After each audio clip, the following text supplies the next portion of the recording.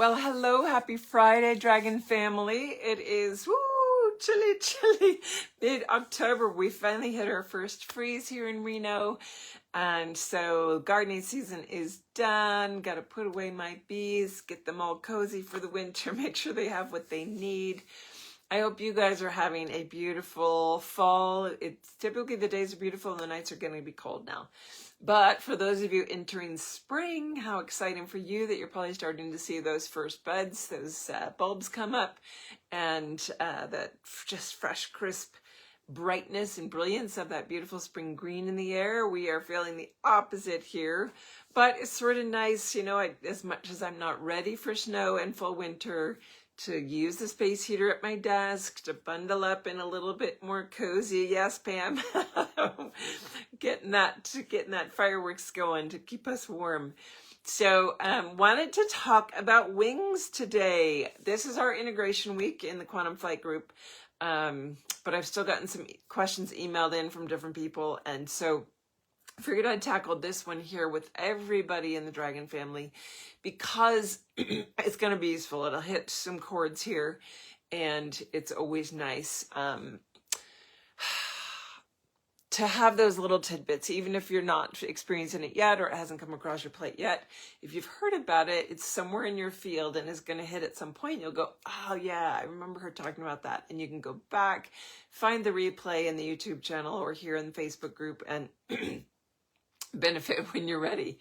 So the question was that I got, what is the difference between dragon wings and angel wings?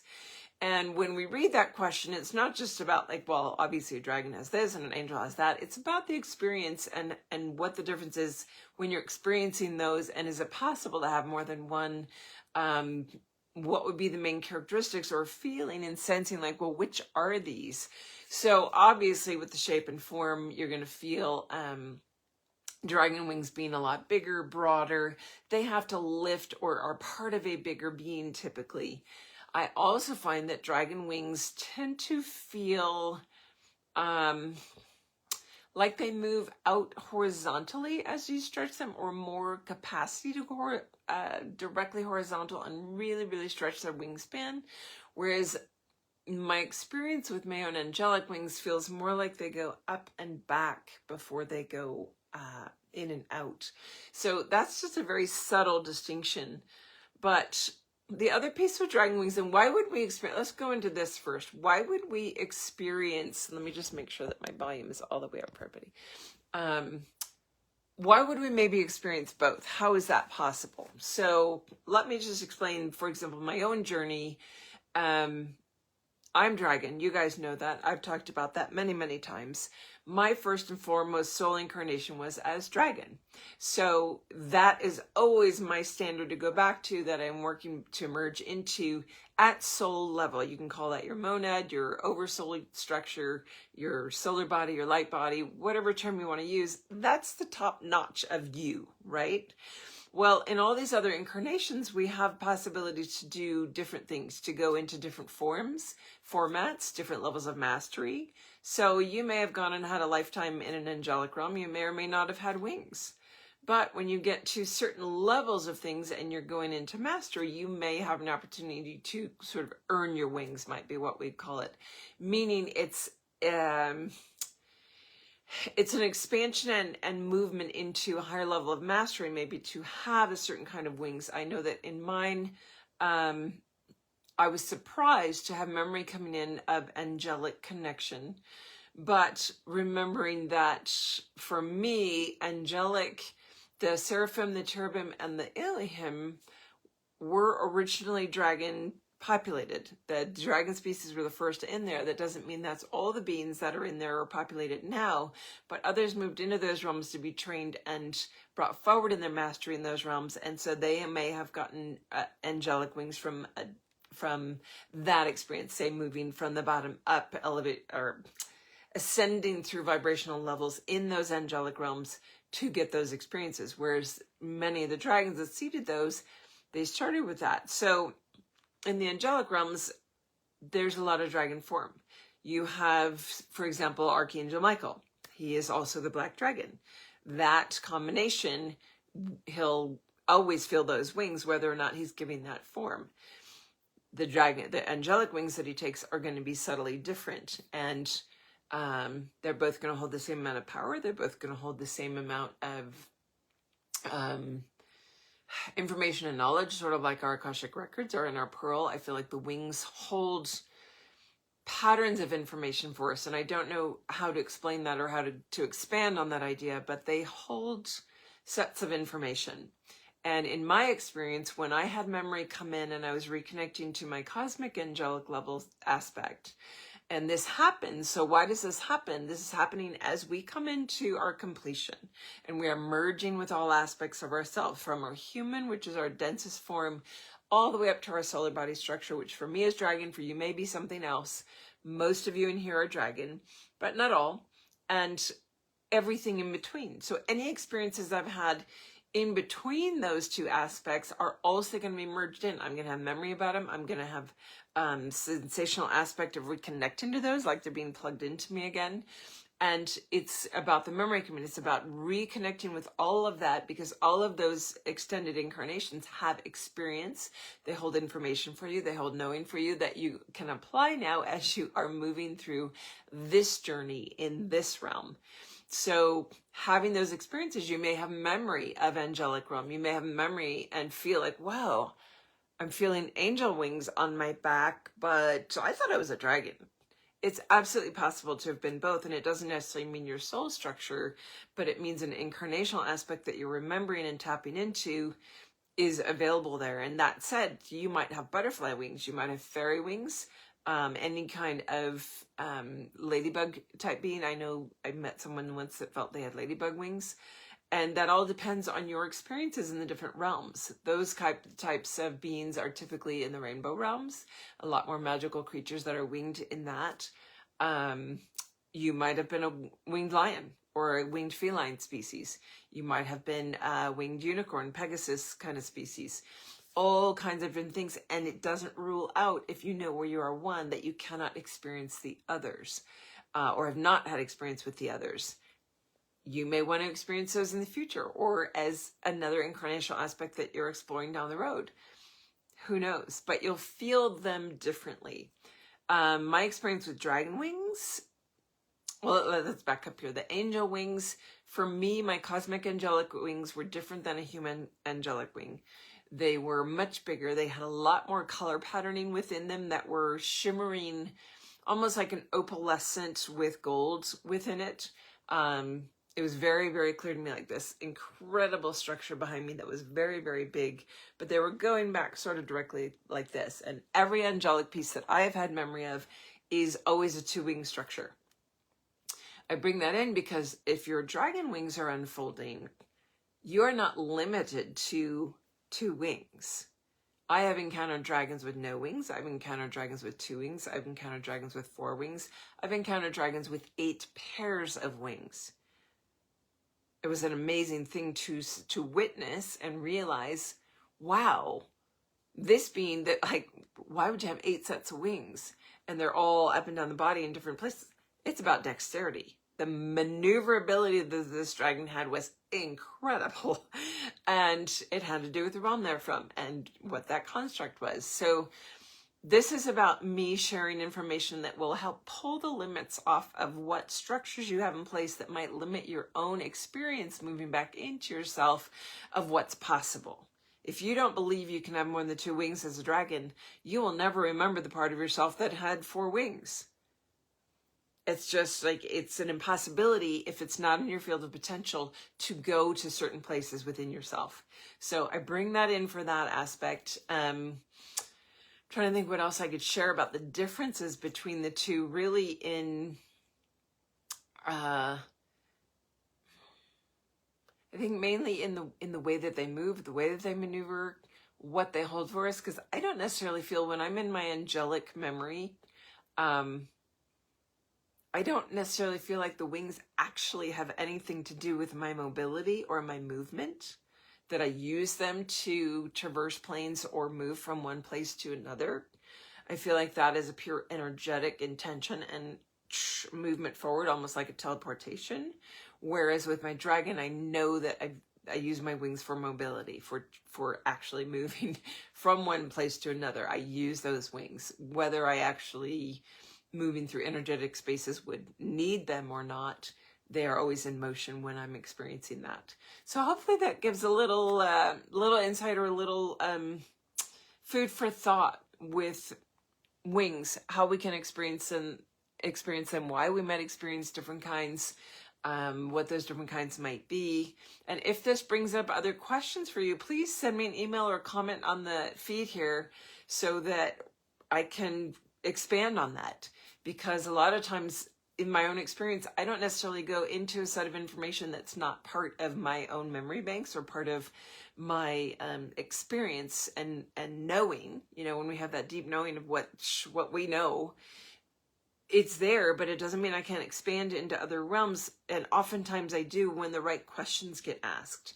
So when someone asks me a specific question about that, all of a sudden it opens a floodgate of information, whether it's from myself or from guides, that takes me down another tangent of discovery that helps everybody.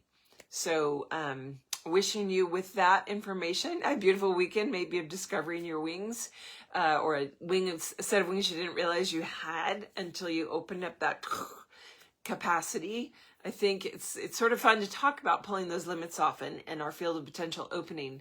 We actually were working with the Andaran dragons the week before our integration week. So last week, the Andaran dragons came in with my quantum flight group, and they are all about pulling limits off. They are all about like, let's get those structures off that are keeping you down, keeping you limited. There's so much up here and out here, like, let's pull those limits off. Let's break away from the limits of your life.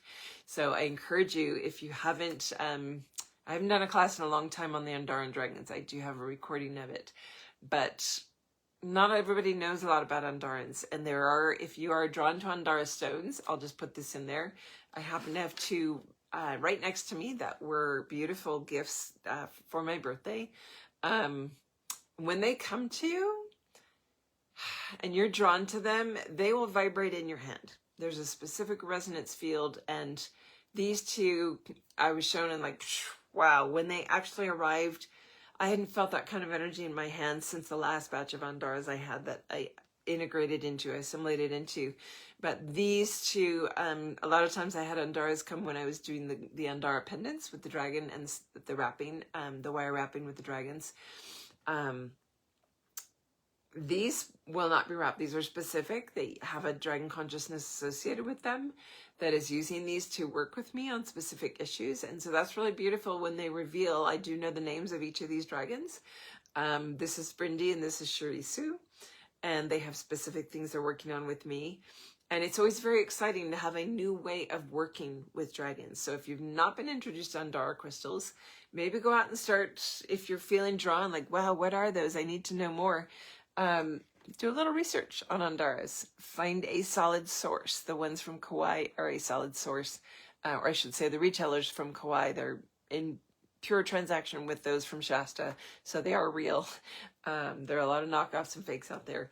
But you'll feel the energy and you'll know, and don't go, what I always tell people is don't go by the visual of what you're feeling drawn to. Go by the heart call when you feel something, because you'll be shocked, like especially being able to go into an Andara shop and feel them. You'll be shocked at which ones are actually for you to work with versus the ones you might visually be drawn to and think, oh, that one's for me.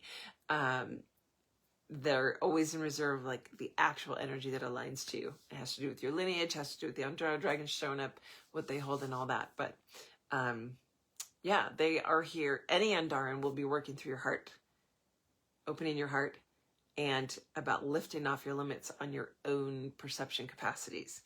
All right. Well, with that, I'm going to leave you for the weekend. We'll see you sometime next week, hopefully. And feel free to send your questions in, because that's what really fuels these discussions to benefit you guys.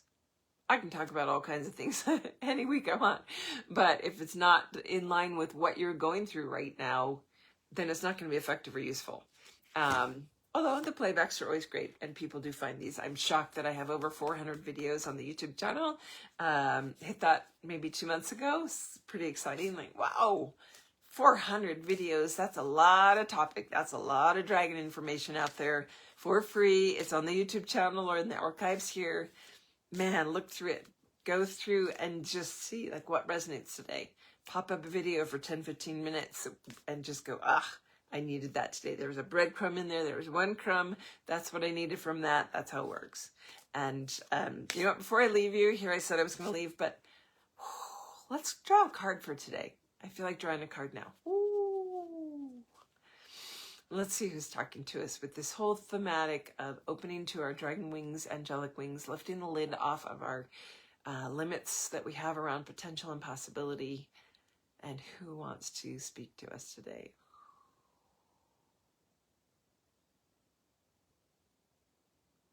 Interestingly, I feel like there's two. I'm going to split it at both. All right, so I've split it here and here. And we have the titanium dragon, one of the Syrian dragons. Divine feminine, art of paradox, fulfillment. Beautiful, softness, feminine. So this to me, I'm going to say them both and then I'm going to talk about them. The pearl, enlightenment, history, soul wisdom. So this really ties in. For me, the soul wisdom, the history is tying into what we're talking about with you waking up to your angelic aspects and your dragon aspects and any others that are out there that are connected to wings, levels of mastery that you've achieved, and getting those back. Your soul Akashic records are held in your pearl if you're a dragon. So getting back to that history and that soul wisdom.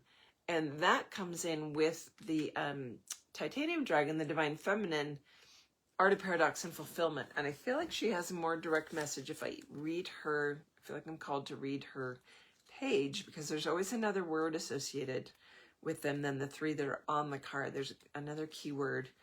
I just need to find her. After Orion. Here we go. The titanium dragon within the Syrian system holds a 6-dimensional bandwidth. Working with them is an embrace into the divine feminine nature, softness imbued through inner strength, flexibility with resolve, compassion delivered from a resolute and firm core, seeming paradoxes that are the divine nature that holds all within itself and can morph between them all seamlessly, moment to moment, and yet never stray from the stream of infinite love. So there's more on that page, but I feel like that was what we needed to connect to. This paradox within, as you reach your merge state, as you reach into your soul level wisdom, you start tapping into that.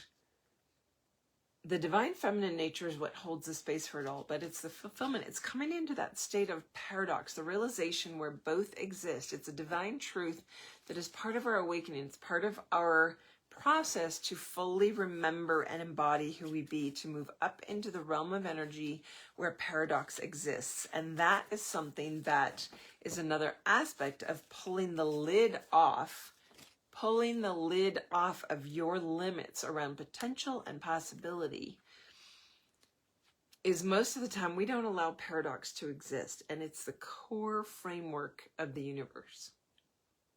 When you get to that place where two truths exist simultaneously and you're fine with that, and you can sit in that middle ground and see the beauty of both sides, that's where you can see the divine masculine and feminine in all their fullness, where you can see your dragon wings and your angelic wings, where you can see the deeper truths. And that happens when we lift those lids off. So I feel like those energies, that's the Syrian dragon, the feminine Syrian dragon.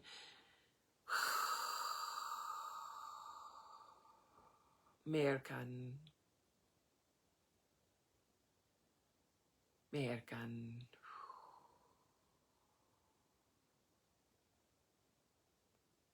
Yeah, that frequency's out with everybody receiving this who stayed on after I said, all right, we'll see you next week. There was something here about those that are going to stay on and capture this part of receiving that. Must be a pull into softness. It's a pull, it's that divine feminine nature that pulls into the softness and the ability to release and relax into having that lid lifted off, having that field of potential lifted so that you actually can go I wasn't letting myself see that. I was holding too rigid. I was holding too tense in what I know to be true and what I know to be reality. I got to let that lift off. All right. That feels more complete now. All right. I will see you guys at some point next week. Have a beautiful weekend, whether you're moving into spring or fall. And we'll see you next time. Bye for now.